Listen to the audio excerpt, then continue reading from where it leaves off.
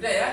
Sudah. Nah, saya pikir apa yang dikatakan oleh kedua kelompok tadi mewakili, saya pikir ya, mewakili apa yang ada di pemikiran ibu-ibu atau bapak-bapak.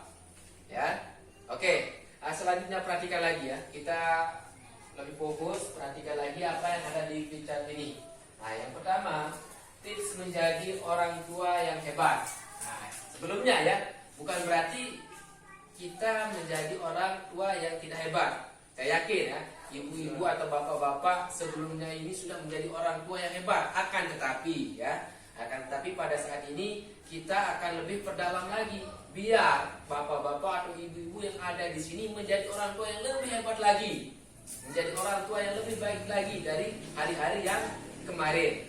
Nah, untuk hari besok atau mungkin nanti setelah ibu atau bapak nyampe di rumah dan sampai seterusnya, nanti akan menjadi orang tua yang lebih baik lagi. Nah, karena orang tua yang baik itu adalah, atau manusia yang baik itu adalah manusia yang lebih baik harinya hari ini daripada hari-hari yang kemarin. Nah, itu juga orang tua ya. Orang tua yang baik adalah orang tua yang harinya yang sekarang atau seterusnya itu lebih baik dari hari-hari yang kemarin. Itu ya. Bapak Ibu. Ya. Oke, semangat ya. Oke, nah sekarang kita akan bahas lagi atau review kembali terkait dengan tips menjadi orang tua yang hebat. Yang pertama, mengingat hal yang membahagiakan sebagai orang tua.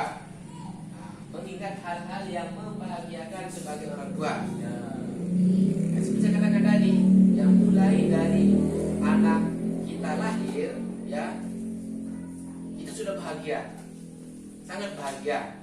Kemudian sudah bisa tersenyum, bahagia.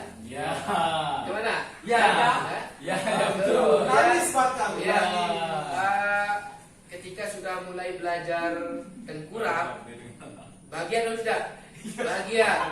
Ya. Pasti akan bercerita ke tetangganya, oh anak saya sudah bisa duduk, anak saya sudah bisa senyum, anak saya sudah tumbuh giginya dua dan sebagainya.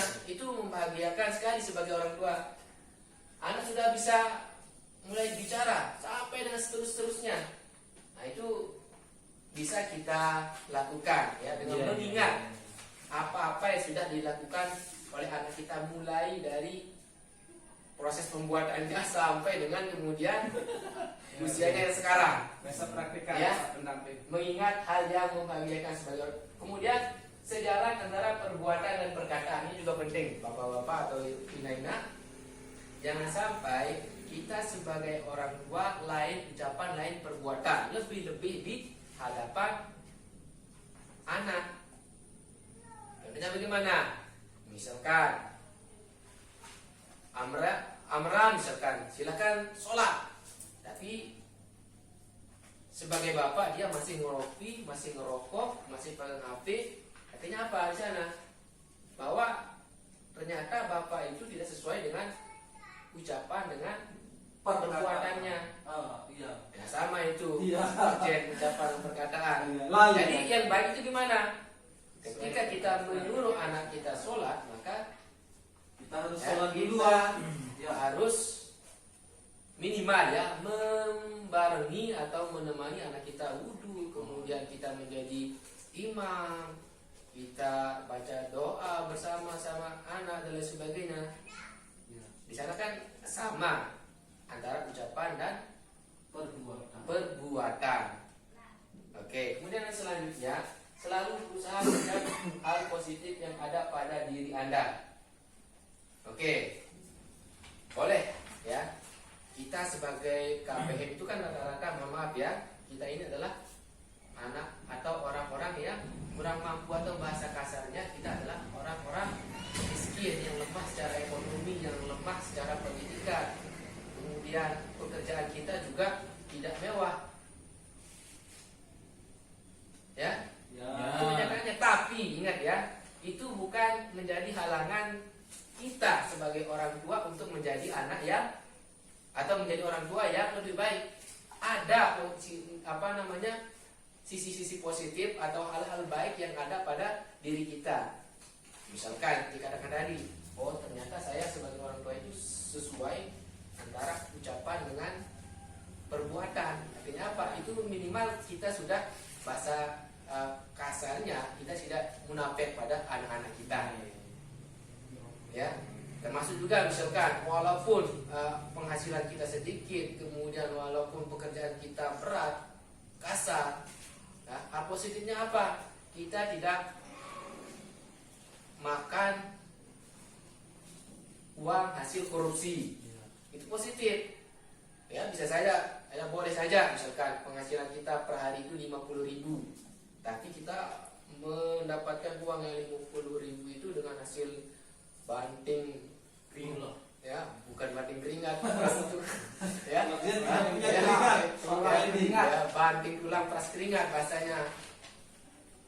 Itu yang positif, itu memberikan rezeki yang halal pada anak kita atau pada orang tua kita. Itu adalah hal-hal positif yang ada pada diri kita. Belum lagi banyak potensi-potensi positif yang ada pada diri kita yang seharusnya itu cukup menjadi modal kita menjadi orang tua yang baik.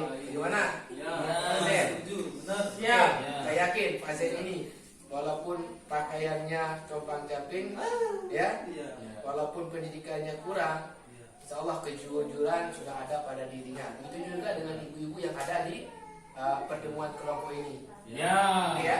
Nah, itu saya semangat. Oke. Kemudian selanjutnya, agar kita menjadi orang tua yang baik, kita harus bersikap dan bertutur kata penuh kasih sayang tanpa kekerasan. Ya, ini efektif ini, ya bapak-bapak atau ibu-ibu. Nah, ketika kita menyuruh anak kita dengan nada-nada yang kasar, nada-nada yang agak tinggi, anak itu kadang-kadang menolak, ya nggak mau. Ya, kalau kita misalkan mengucapkan kata-kata yang lembut pada anak-anak kita, nah misalkan coba minta tolong ambilkan bapak cere, bapak haus. Maka ketika kita mengucapkan kata-kata lemah lembut kasih sayang, maka anak itu akan menurut.